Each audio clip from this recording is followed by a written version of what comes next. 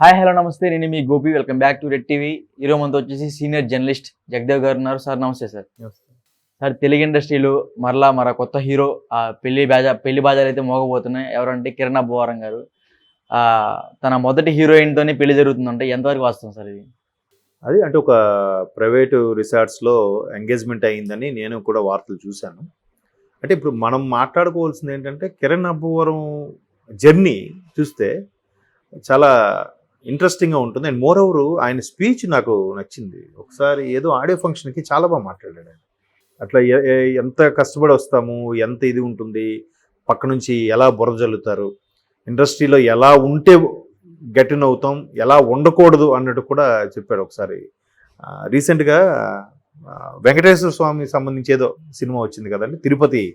So అయితే ఆయన వరుసపెట్టి సినిమాలు చేసుకుంటూ వెళ్తున్నాడు. ఆయన చాలామంది ఏదో బ్యాక్ బోన్ ఉంది, ఎవరో ప్రొడ్యూసర్ రిలేషన్ అంట, ఏదో పాత డైరెక్టర్ సీనియర్ డైరెక్టర్కి ఎవరో లాంగ్ రిలేషన్ అంట, ఇట్లా అన్నీ వినిపిస్తుంటే ఆయన దాన్ని కూడా ఖండించాడు.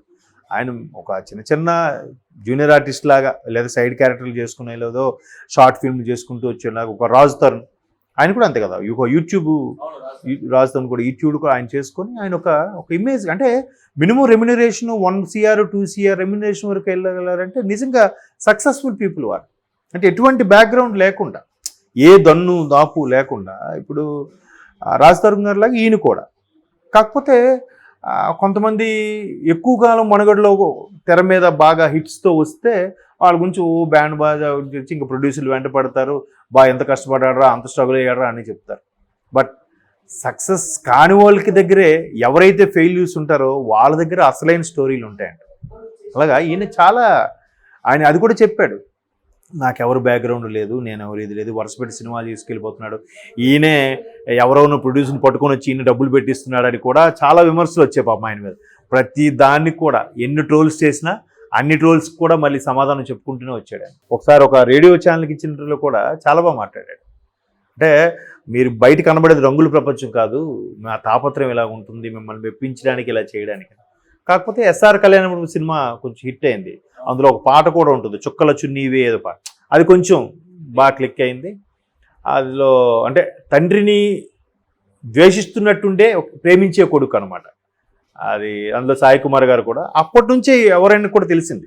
మీరు అన్నట్టు షార్ట్ ఫిల్మ్స్ అవి చేసినా కూడా అదే చెప్తున్నారు కదా, నేనింతలో ఒక పాట ఉంటుంది, ఇన్నాళ్ళు చేసిన పొరపాటు సక్సెస్తో దిద్దేయచ్చులే అని, పుడుతూనే ఉయ్యాలన్న పాట మీరు వినండి, చాలా బాగుంటుంది నేనింత సినిమా. అంటే ఇన్ని రోజులు స్ట్రగుల్ అయింది కూడా ఒక సక్సెస్ అనేది అవన్నీ తుడిచిపెట్టిపోతుంది, ఒక్కసారి మనకు అక్కడ నిలిపెడుతుంది. సో అలాగే రాజుగారు రాణిగారు సినిమా చేసినప్పుడు ఆ అమ్మాయి ఎవరితో ఆయన పేరుగా చేశారో, ఈటీవీలో ఈ మధ్యన ప్రీమియర్ అని ఎవ్రీ సండే ఇస్తున్నారు, ప్రీమియర్ అని ఈవినింగ్. అంటే అవి దాన్ని ఏమంటారు, వెబ్ సిరీస్ లాగా ఉండి లేదంటే ఆ టెలిఫిల్మ్స్ లాంటివి వాళ్ళు షూట్ చేసి సపరేట్గా ఇస్తున్నారు. సో అలాగా వచ్చిన దాంట్లో చూశాను ఆయన ఫస్ట్ రాజుగారు రాణిగారు అని. సో అందులో చేసిన ఆవిడ రహస్య ఎవరో సంథింగ్ గోకలేనా గోరక్క ఏదో సంథింగ్, ఆవిడతో ఎంగేజ్మెంట్ అయ్యిందని వార్తలు వస్తున్నాయి. అని అనుకున్నట్టయితే ఈ మంత్లో మ్యారేజ్ కూడా ఉందంటున్నారు. ఈ మంత్ నెక్స్ట్ మంత్ కూడా ఏప్రిల్ 20 తర్వాత ఇప్పుడు ముహూర్తాలు లేవు అంటున్నారు. మేబీ ఈ లోపల ఎప్పుడైనా అవ్వాలి, లేదంటే మళ్ళీ జూలై ఆగస్టు అంటున్నారు, ముహూర్తాలు లేవట. మేబీ తర్వాత కూడా మళ్ళీ పెట్టుడు ముహూర్తాలను వచ్చాయిగా కొత్తగా కల్చర్, అంతవరకు ముహూర్తాలు లేకపోతే అదే వృత్తిగా నమ్ముకున్న వాళ్ళని ఎలా బతుకుతారు? అలా అనుకుంటే ముహూర్తాలు లేవు అనుకుంటే కొత్త కారు కొన్నాడు కొనుక్కోకూడదు, కొత్త నగ కొనుక్కున్నాడు కొనుక్కోకూడదు, కొత్తగా బిజినెస్ స్టార్ట్ చేసేవాడు స్టార్ట్ చేయకూడదు. సో దీని పని దాన్ని జరుగుతుంటుంది, ఎవరు నమ్మకాలు వాళ్ళవి. మేబీ మ్యారేజ్ అయ్యాక స్టార్డమ్ పెరుగుతుందేమో, ఎవరు చెప్పగలరు. చేసిన సినిమాలను కూడా వల్గర్గా ఉండవు ఇప్పటివరకు నేను చూశాను. తర్వాత ఆయన ఎవరు కలర్ ఫోటో హీరోయిన్, ఆమెతో కూడా ఒక సినిమా చేశారు, అదేంటి సమ్మతమే అని. అది కూడా అంటే ఒక ఉమెన్ యాటిట్యూడ్కి, ఉమెన్ యొక్క ఇష్టాలకి అభిప్రాయాలకి ప్రాధాన్యత ఇస్తే ఎలా ఉంటుంది అనే దాని మీద ఆ సినిమా. అంటే ప్రతి మగాడు కూడా ఏమనుకుంటాడు, అమ్మాయి అంటే నాతోనే ఉండాలి, నాతోనే మాట్లాడాలి, వేరే వాళ్ళని కన్నెత్తి చూడకూడదు, వేరే వాళ్ళతో సరదాగా ఉండకూడదు, ఇట్లాంటి అభిప్రాయాలు ఉన్న వాళ్ళందరికీ ఒక చెంపపెట్టు లాంటిది ఆ సినిమా.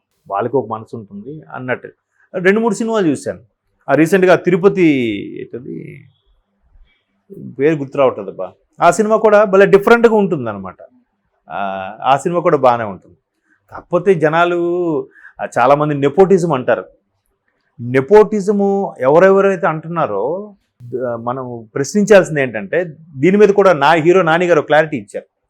నెంబర్ 1 యారీ అనే ప్రోగ్రాంలో ఇట్లాగా రానా గారు అడిగిన క్వశ్చన్కి నెపోటిజం పై నీ అభిప్రాయం ఏంటనంటే, నెపోటిజం అంటారు కానీ నెపోటిజం హీరోల్లోనూ, హీరోల కొడుకుల్లోనూ, దర్శకుల్లోనూ, ప్రొడ్యూసర్లోనూ, యాక్టర్స్లోనూ లేదు, ఆడియన్స్లో ఉంది నెపోటిజం అన్నాడు. రామ్ చరణ్ గారి సినిమా రిలీజ్ అయింది. ఫస్ట్ డే కలెక్షన్స్ ఎన్ని? ₹1 కోటి. ఒక అన్నోన్ పర్సన్ది రిలీజ్ అయింది. ఫస్ట్ డే కలెక్షన్స్ ఎన్ని? 3 లక్షలు. ₹1 కోటి ఎక్కడ, 3 లక్షలు ఎక్కడ? అక్కడ నెపోటిజం చూపిస్తుంది ఎవరు?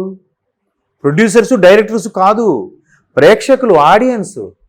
చిరంజీవి గారు అబ్బాయి అనేసరికి ఒకేసారి పొలవమని రిలీజ్ రోజు వెళ్ళిపోతారు. లేదా ఎన్టీఆర్ గారు మనోడు జూనియర్ ఎన్టీఆర్ అనేసరికి ఒకే రోజు పొలవమని వెళ్ళిపోతారు. ఒక కొత్త వాడు వస్తున్నాడు, వాడిని ఎందుకు ఎంకరేజ్ చేయరు? ముందు సినిమా చూడండి అయ్యా, చూసి అప్పుడు రాయండి, క్రిటిక్స్ వ్యూస్ రాయండి. చూడకుండానే కొత్త కుర్రాడా కిరణ్ అబ్బవరం, ఓకేలే ఏదో చేశాడులే, అది బాగా స్టోరీ కలిసి వచ్చి బాగా ఉంటే అప్పుడు సూపర్. లేకపోతే నెపోటిజం చూపిస్తుంది ఎవరు? ఎస్ కదా. సో ఇట్లాంటి కిరణ్ అబ్బవరం గారు, రాజ్ తరుణ్ లాంటి వాళ్ళు వచ్చినప్పుడు, నాని గారు లాంటి వాళ్ళు వచ్చినప్పుడు, రవితేజ గారు లాంటి వాళ్ళు వచ్చినప్పుడు సక్సెస్ చూస్తే అప్పుడు వీళ్ళు మంచి చాలా బాగా ఇది ఇచ్చారా అని అంటారు. లేకపోతే నెపోటిజరా తొక్కేశారా. రాఘవేంద్ర గారు అబ్బాయి అంత పెద్ద దర్శకుడు, దర్శకేంద్రుడు, వాళ్ళ అబ్బాయి పెద్ద సూపర్ స్టార్ అయ్యారా? లేదే. దర్శకరత్నం దాసనారాయణ గారు అబ్బాయి దాసరి అనుకుమార్ గారు పెద్ద సూపర్ స్టార్ అయ్యారా? లేదే. ఎగ్జాంపుల్ చాలా మంది ఉన్నారు. రామ్ చరణ్ ఒక్కసారి డే 1లోనే సూపర్ స్టార్ అయిపోయాడా? లేదే.